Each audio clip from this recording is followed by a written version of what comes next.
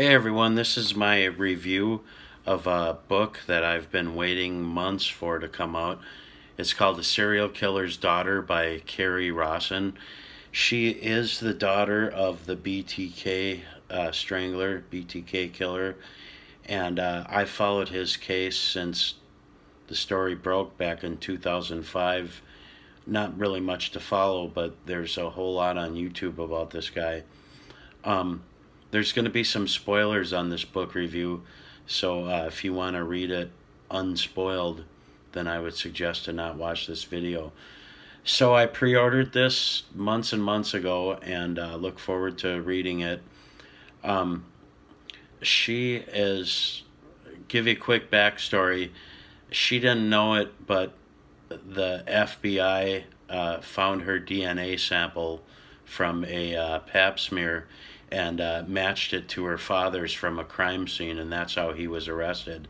They didn't even tell her they were doing this. They just went to the clinic where she had gone, and that was back in 2005. And she's very religious. Religion, the Bible and going to church helped her get through this, and I really respect and admire what she went through, and how she came out of it. So she found out that her dad was the BTK killer, and didn't believe it. She just didn't believe it. And after reading that, the first thing that struck me is, wow, psychopaths are really, really good at only showing the side that they want people to see. And she had no idea. She knew that her dad could be short-tempered, and that a lot of times really insignificant things could really set him off, so they knew to walk on eggshells around him sometimes when they could tell he was getting too upset. And but like a lot of people have asked, you didn't see any signs, you didn't suspect anything. And no, he kept evidence from the crimes as mementos, but that stuff was all stuffed away in his shed or his workshop off in the house. And he was just one of those men that was like, this is my stuff, stay out. So they wouldn't dare go rooting around in his stuff. So she had no idea this was coming. And just the wave of emotions she went through, and the wave of emotions, the love that she had for her dad is, just goes, like I said, it just goes to show how well psychopath, and nowadays people use the word psychopath and narcissist too lightly and too freely. Well, believe me, this guy was both, and not even just because he murdered people, just the way he was in everyday life. She went through a tough time. She didn't talk to him for a long time, and he wrote letters. She wouldn't reply to him. Then she would feel guilty, and she'd write him back.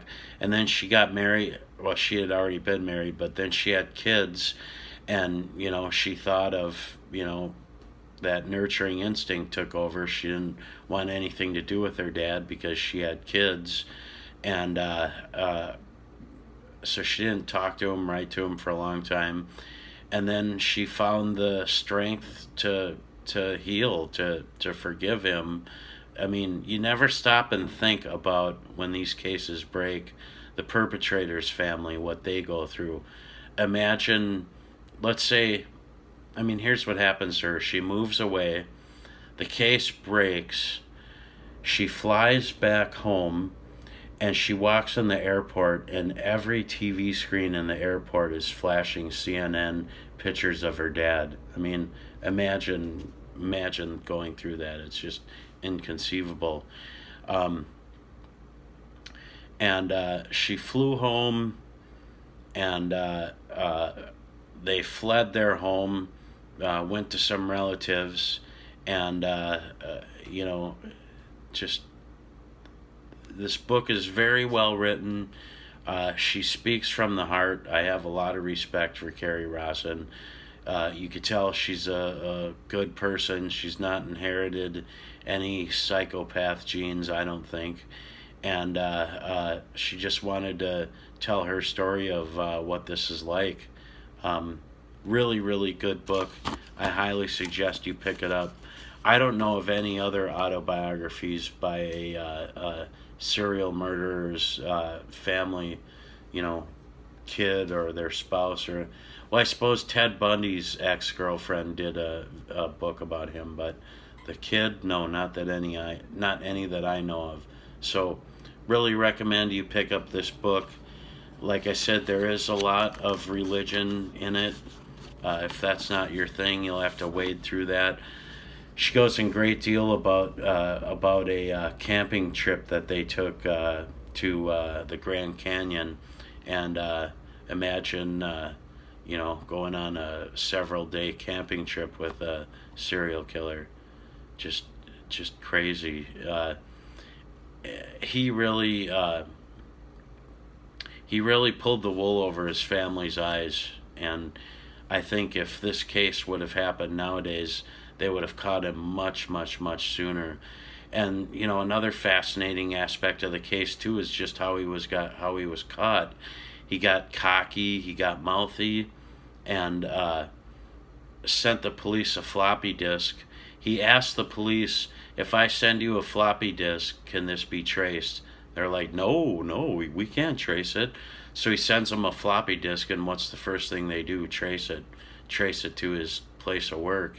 He thought he was so cute and so clever with the police, and now he sits in El Dorado State Prison in Wichita, Kansas now for the rest of his life. I think he got like 10 life sentences, 175 years. So anyways, pick up this book. She deserves your support. It's really, really good. Thanks.